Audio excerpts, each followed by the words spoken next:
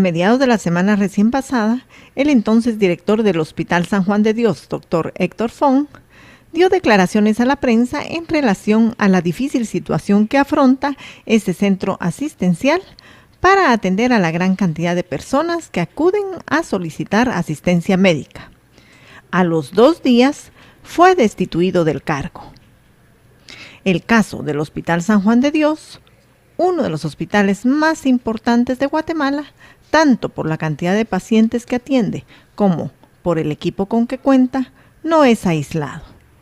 Toda la red hospitalaria de Guatemala está en crisis. La crisis no es, como lo quiere aparentar el presidente Colom, producto de la no aprobación de los préstamos que duermen el sueño de los justos en el Congreso de la República, mientras que los diputados se hacen propaganda a sí mismos en calles, caminos y poblados.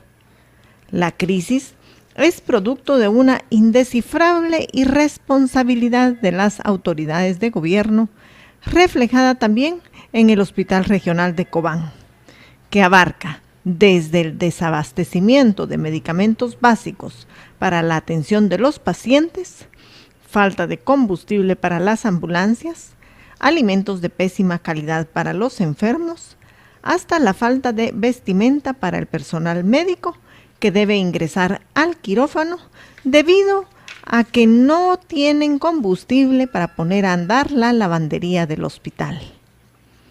La crisis hospitalaria no nació esta semana. Viene desde el momento en que le dieron otro destino a los fondos asignados a la cartera de salud. Y esto para reforzar la campaña política de la UNE. Llegados a medio año, aún existen empleados del ramo de salud que no han recibido el sueldo del mes de enero, mientras se enarbolan banderas de solidaridad y gobierno para los pobres. Estamos realmente amolados.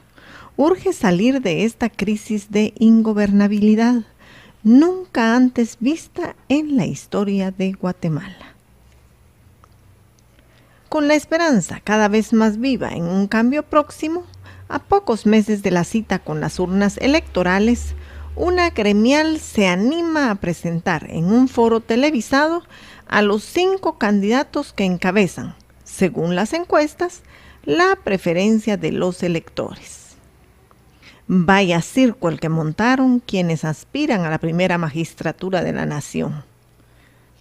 Con la intermediación de una moderación mediocre, los oradores se enfrascaron en una soberana confusión de conceptos, como sucede cuando se trata de sintetizar el pensamiento de un grupo numeroso de asesores, que no tienen idea de la profundidad del tema a discutirse.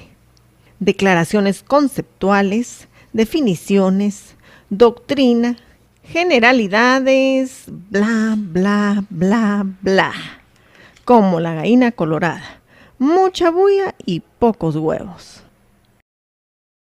Cada quien trató de ser el mejor, en base a la descalificación de los mediocres contrincantes.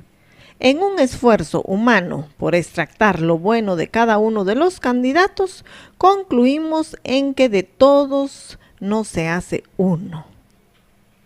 El señor Pérez Molina evidenció su poca capacidad para controlar exabruptos.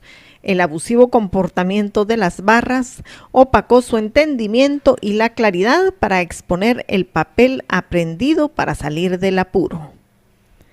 La esposa del presidente Colom, aún lo es porque un juez suspendió el divorcio, bajó muy pronto el canasto para asentar sus propuestas incoherentes sobre el desprestigio de su principal adversario. Don Eduardo Suger quiere aparecer ahora que se habla de seguridad como el reformador del Ejército de Guatemala, institución a la que sirvió por contrato y cuyos resultados no fueron los prometidos, esto en opinión de algunos integrantes del Ejército. Nadie le discute sus méritos académicos, pero sus propuestas para tratar el tema de seguridad están muy alejadas del concepto estratégico de un estadista. El señor Harold Caballeros no solo por sus antecedentes religiosos, cuya experiencia más formal se sintetiza en haber sido ministro de iglesia, es un mal remedio del general Ríos Montt en sus exposiciones que se pierden en conceptos doctrinarios sin aterrizar en el campo de los hechos. Y por último, Manuel Valdizón, un académico empresario que no necesita de nadie para financiar su campaña. Esto según su propio informe sobre financistas, y que pretende convencer a los electores sobre una personalidad autoritaria capaz de tomar las decisiones más arriesgadas. Pero olvida que en estos tiempos Guatemala necesita para presidente de la República más que un Rambo, a un equipo de gobierno capaz de rescatar un Estado fallido y conducirlo adecuadamente hacia la integración del mundo civilizado. Tenemos que reconocerlo. Las planillas para gobernar este país están encabezadas por personas que en su patrimonio político solamente llevan intenciones, y la primera de ellas es hacerse de la presidencia de la República. La segunda es aguantar 4 años en el Palacio de Gobierno. La tercera, perpetuarse en el poder, mientras nosotros nos seguimos rajando el alma para trabajar y pagar impuestos que al final de cuentas les servirán para costear otra campaña electoral para su mujer, sus hijos, nietos y demás familia, como ya se ha vuelto tradición. Tenemos que reconocerlo. Ninguno de quienes pretenden alcanzar la primera magistratura de la nación por la vía del voto está en condiciones de resolver los problemas nacionales, simplemente porque carecen del equipo humano que sin tanta bulla ni pretexto exponga con diáfana claridad cuál es el problema y cómo, cuándo y con qué lo resolverá. Sin tanto adorno y sin tanto palabrerío, que como Cerezo Arévalo, Serrano Elías, Ríos Montt, Álvaro Arzú y Alfonso Portillo usaron para engatusar a los ingenuos electores. Tenemos que reconocerlo. Si no ejercemos presión en este momento sobre los candidatos para que presenten a su equipo de gobierno y cada candidato a ministro responda a nuestras interrogantes para hacerse merecedor al voto, el futuro de Guatemala seguirá siendo incierto. Hagamos que, en lugar de escuchar nosotros a los candidatos, primero nos escuchen ellos a nosotros. Porque en países como el nuestro, las votaciones no debieran ser para elegir presidente únicamente.